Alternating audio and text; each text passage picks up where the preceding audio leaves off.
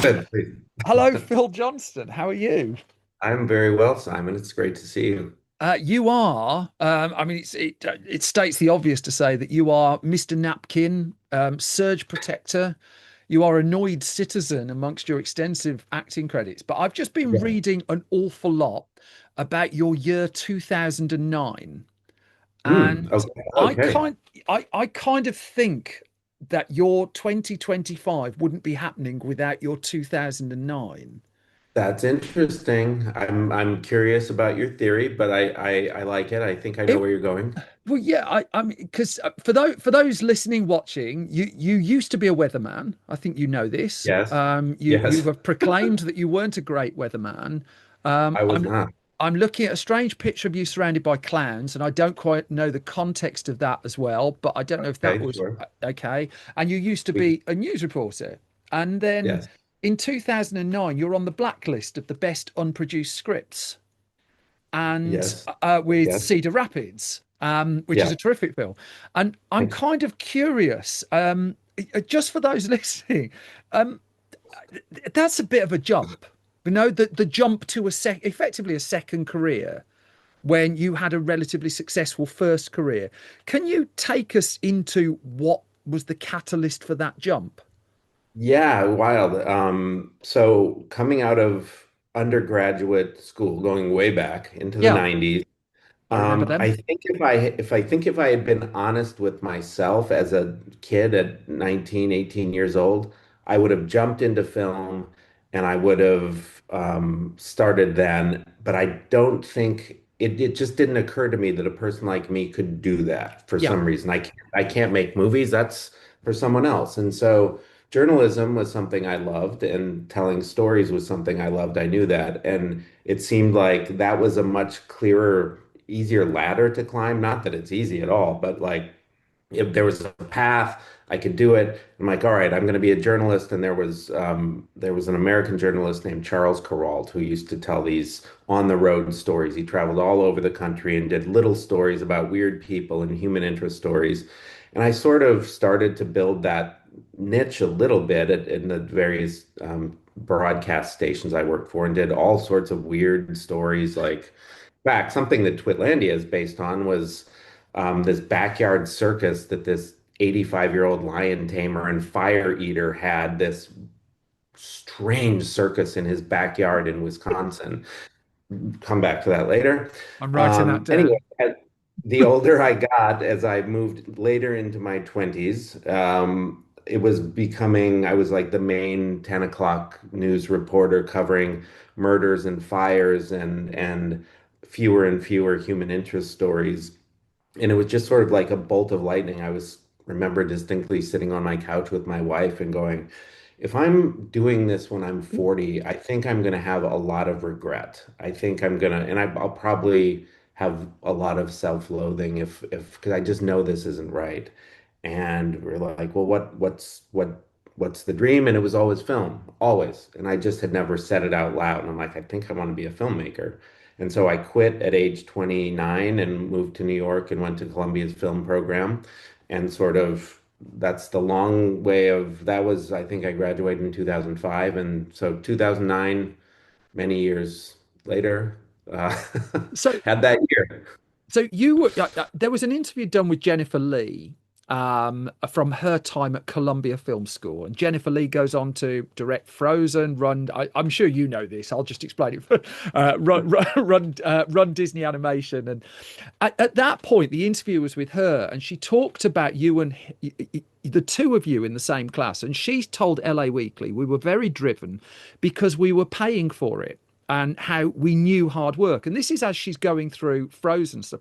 But Mhm. I'm really curious about that leap of faith. The kind of it sounds like not only did you quit without a job to go to, you were then having to fund the next stage on a massive gamble.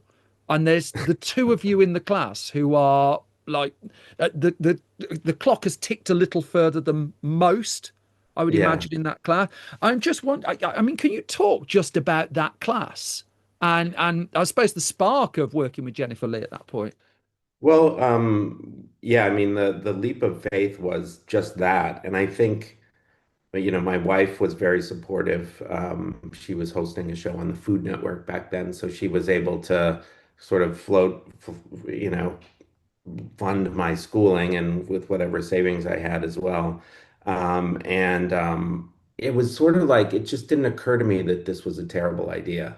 Like by this point, I was so committed to making it work that, and so many people like, are you out of your mind?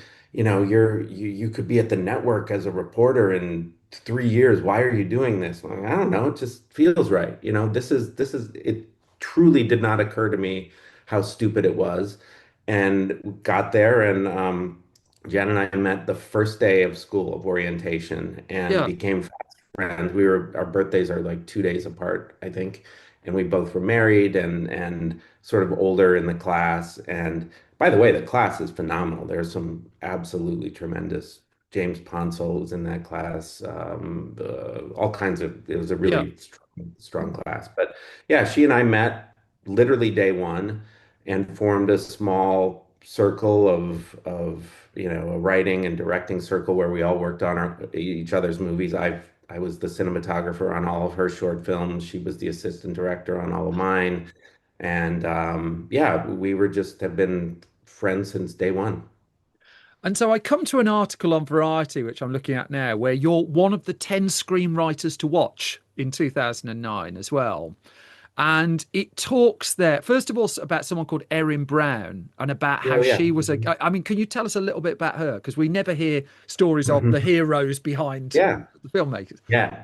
Aaron is my manager and was an early advocate. And one of my screenwriting teachers at Columbia is a guy named Jerry Cass, who is his what he's passed, but his wife was Delia Ephron, Nora's sister and writing Okay, partner. yeah.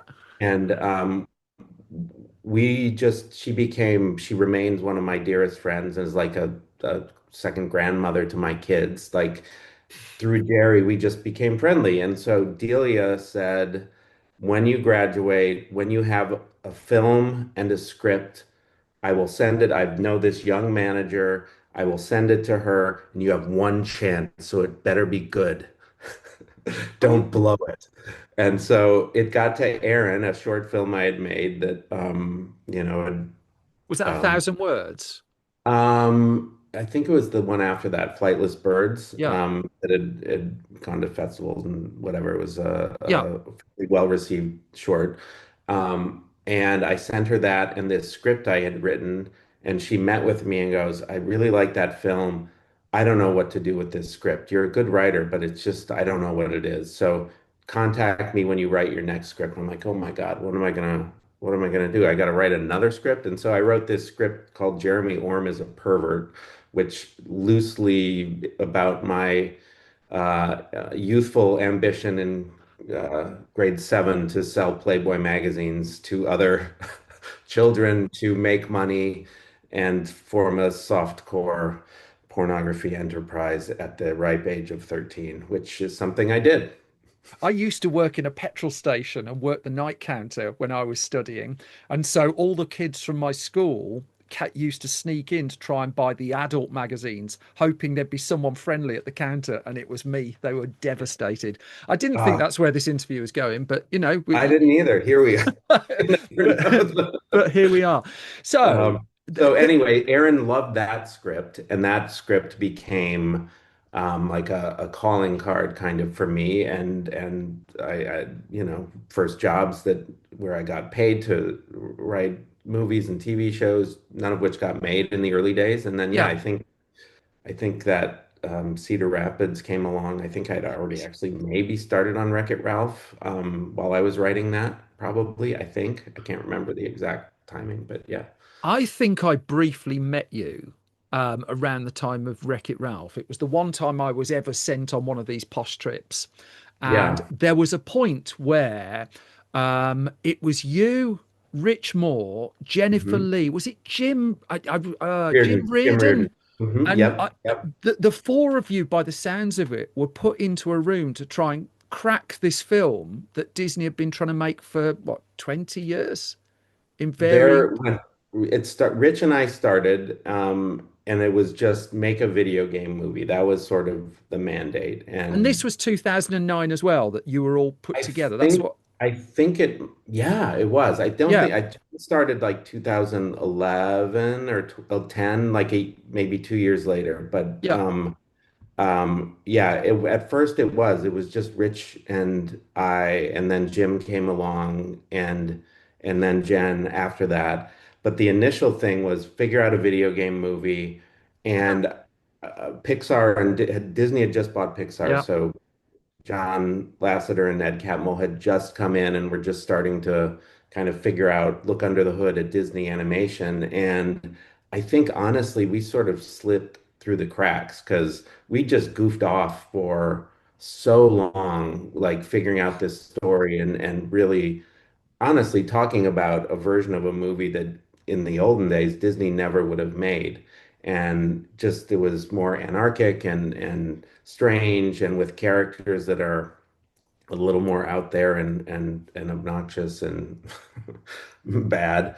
And it turns out that was what they were after. They wanted something a little different. And so yeah, it was strange early days, and we just had so much fun just riffing and goofing off.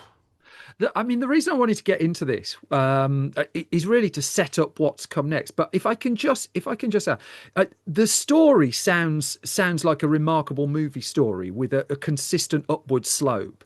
And you've Mm. talked about just this confidence, this belief that you felt. Where were the doubts in the midst of that? You're still a human being in the midst of it. Oh, Were there like points where you're just like, what the hell have I done? shall I share my journal with you? So Yes, it's let's do like, that. Let's do that. I'm sure Netflix would love it if we spent, yeah, I mean, every day there's doubt. I mean, yeah, I think, and even in the midst of success, I think going, oh, I could have done that differently, or I know I'm supposed to feel good here, but this doesn't feel right, and why, this sucks, and this is dumb, and this isn't funny, and that person didn't laugh at that, and this person said they hate it, and yeah, all those insecurities. So you sort of build up, calluses over your vital emotional organs, which in theory yes, should sort of prevent the doubt from getting through, but it still does, yeah, for sure. And I think, you're putting something out into the world in particular, and you're a little bit naked, honestly. It's like the weird dreams of being naked in school, and there you are showing up, and yeah. So I think those doubts exist to this moment, yeah. along with this weird, it's like a compartmentalized attic with a box full of doubts on one side, and on the other side is, oh, I want to try this, and I want to do that, and I want to do that, and this weird energy and confidence that I think that, those boxes have to be spilling out a little bit more than the doubt. But the doubt's definitely in the back of the attic, that's for sure. And then this person who grew up, is it small town in Wisconsin? I think it was. Yeah. Gets an Oscar nomination. Yeah, that was Uh, wild. I mean, I've taken you down into the depths of your of darkness, but tell me that. Tell me the point where you've gambled everything on this dream. You're nominated for an Oscar. Yeah. Weirdly, it's again like that moment of it felt I was on a plane, I remember when we found out we had been nominated, and I was sleeping, and I think Rich came and woke me up on the plane and said, Rich "Oh, Moore, yeah. hey, we got nominated." Yeah, Rich Moore, who I worked on those three movies with, at Disney, Wreck-It Ralph 1 and 2, and then Zootopia, 1.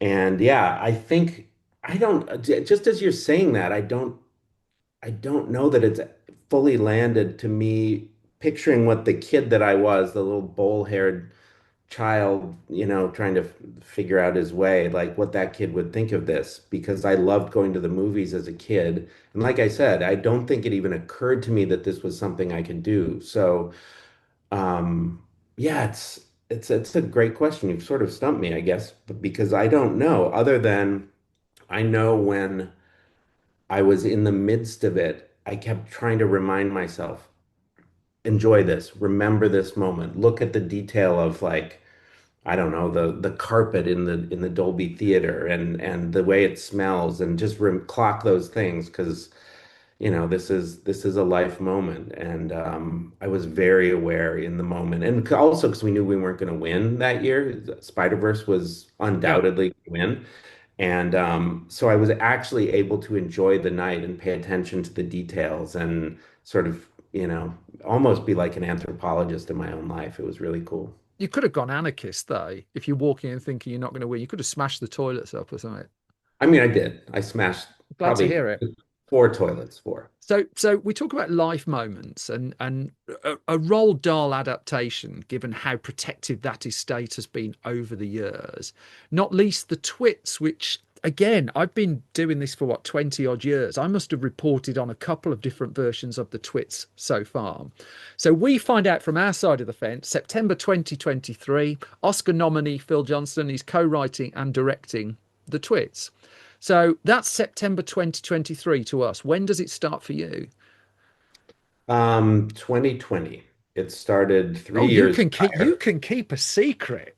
That's Yeah, man, it's been a journey. It started as a limited series, yeah, an event series for Netflix when at that time I think they only had the rights to yeah. they didn't have the film rights or whatever. So they approached me and asked if I was interested in taking one of these books, and immediately I went to the Twits simply because the book is so slight and there's not a ton of story there. And I felt like it was a great jumping off point for almost something that I could be inspired by, as opposed to having to be Interesting. so beholden to a story that exists and is beloved. So Like, just to yeah. clarify, you were effectively offered the lot, presumably with one or two that were already in there. But I look mean, at this library.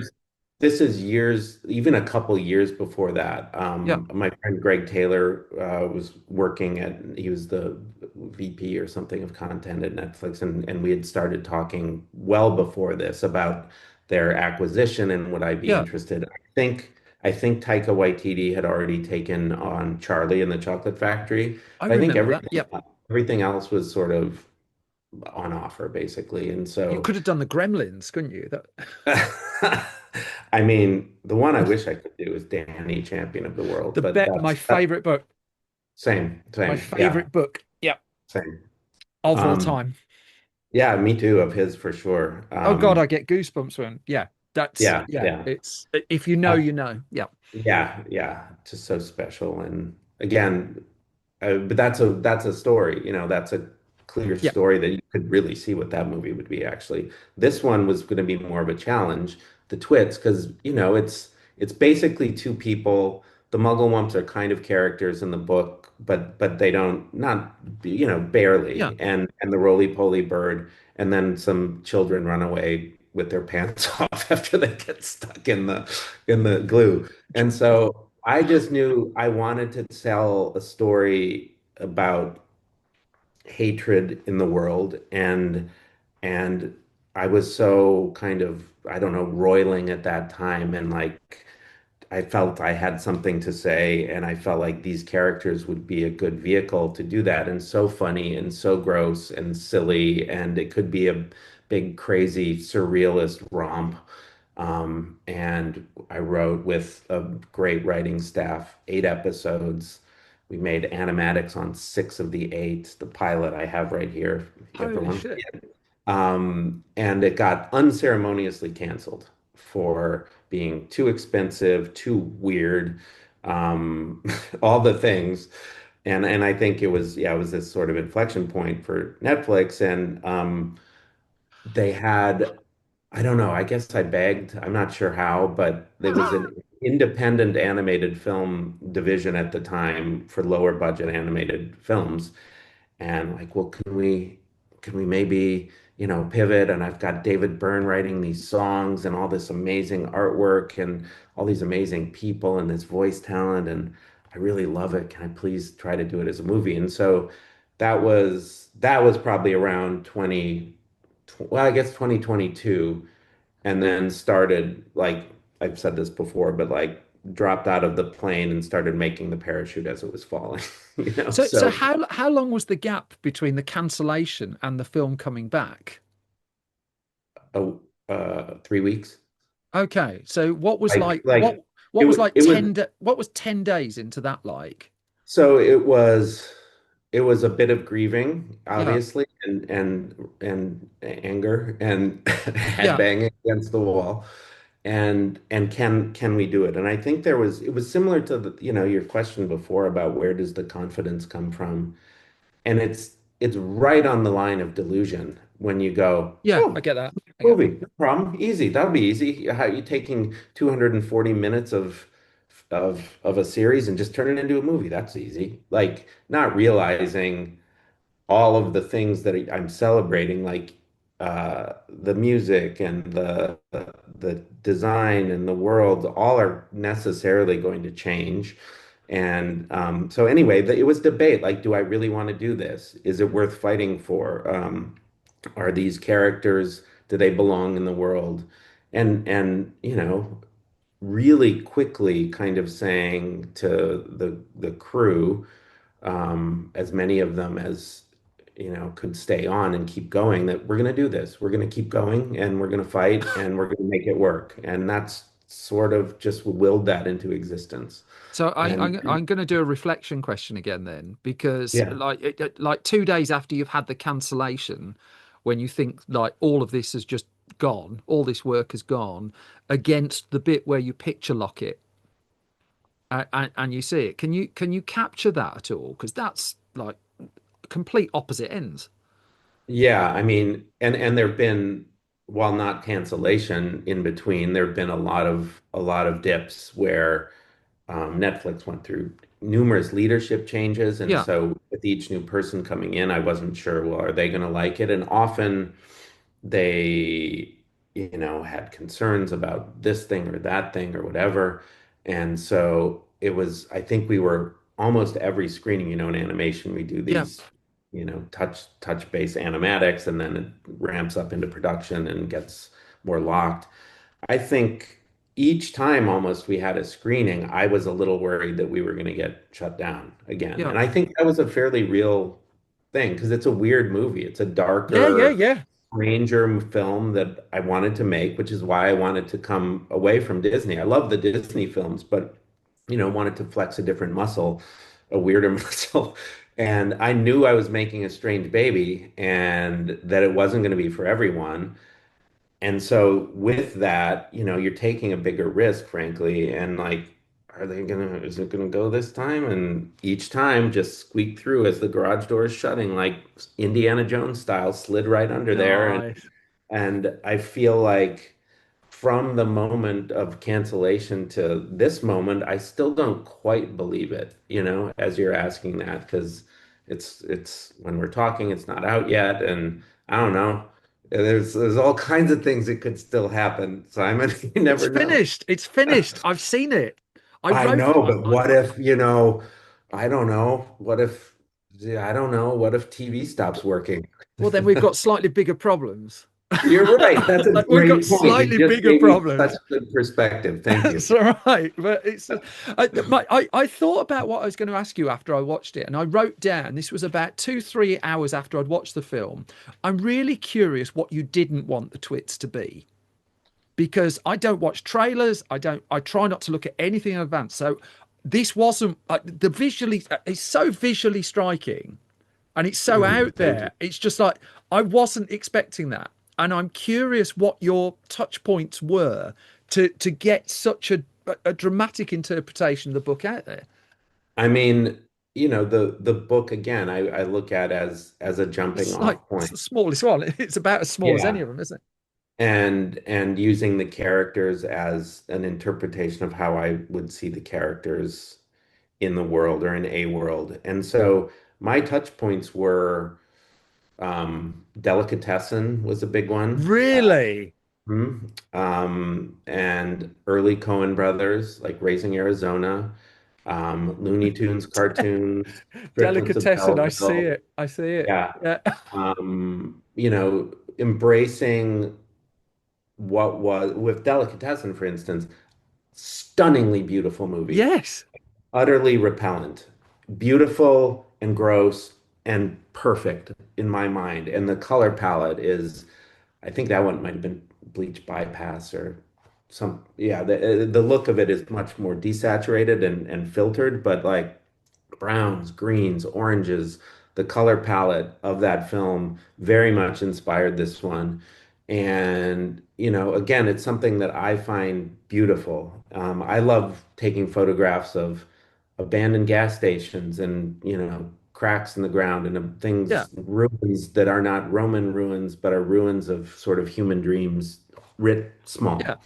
And so I think this philosophy kind of came into the visual design of this thing of creating, in the book, a big part of the book and one of the most beloved lines is about ugly people. If they have beautiful thoughts, they won't be ugly. That Yeah. line in the Twits. And the sentiment of that is fantastic, but I wasn't interested in commenting on whether people are ugly, Yeah. It's not, I just don't want to do that. And so, but I thought if I could take that philosophy and use that to create worlds that are traditionally, quote, ugly, this hideous house of theirs, this town that's t down on its luck, and find, in my mind, real beauty in the weird and the strange and the nooks and crannies where people don't normally look, that it was, I don't know, it was doing definitely paying philosophical homage to that book, if not outright,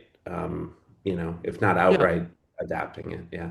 I mean, as someone once put to me, hands with calluses on are inherently more interesting than hands without. Yeah. Yeah, yeah. I mean the wabi-sabi, the Japanese aesthetic of embracing the errors and the cracks and the broken Absolutely. pieces. Definitely, and also it's incongruously to that, it's also a maximalist, like Yeah. more is more kind of approach to design and filmmaking. So it's in a way a collage of ideas that hopefully come together to make something coherent that's also not like other movies. Oscar nominee Phil Johnston. I'm going to keep reminding you that's who you are now. Our time. Well, I'll Great. celebrate it. Yeah. I will. Thank you, Simon. Our time is nearly up. I just wonder if I can just sneak in a question. If you could tell me a little bit about the Empathy Project, which I've only just briefly read about, but I just wonder if you can just briefly tell us what that is. Yeah, I mean, the Empathy Project is run by my friend Dr. John LaPook out of NYU Langone in New York, the New York University's hospital. And put simply, it's a project that teaches medical workers, doctors, nurses, all sorts of clinicians empathy, how to deal with patients with empathy. And it's empathy is a big theme in the Twits. It's Yes, it's the reason you go back evidently to the so. Evidently so. wanted to make the movie. That's why it's about, the never-ending battle between hatred and small-mindedness and empathy. And anyway, the Empathy Project is it's really taking fire with we did this short and they've made a bunch of short films. So we made an animated short called The Elephant in the Waiting Room, which teaches doctors just to kind of think about where a patient is coming from and not just look at, the chart, but imagine what has this patient's interaction been with other doctors. The one we did is deals with implicit bias and like maybe this woman has had a horrible experience with a white doctor who is casually racist with microaggressions and everything else. And the it's a minuscule film, but they've used it to build this entire curriculum that just gets all over med schools all over the world. John was just in the UK last week, I think, teaching about it, and it's having amazing results. And empathy, people think it can't be taught, but it actually can. You might not feel it so deeply, you might not feel it in your bones, but if I'm like, what was Simon's morning like? What was Simon's childhood like? What was, it at least Yeah. forces us to ask questions about each other, how we got to where we got. And yeah, I think boy, it's important in medicine, and beyond that, it's just grossly lacking in the world right now. So I hope people will find it and uh, kind of find that little warm spot in their heart that fights against the hate. Our time is at an end. Oscar nominee Phil Johnston, it has been an absolute delight talking to you, and congratulations on being the person who got the Twits completed after all Thanks, this man. time. No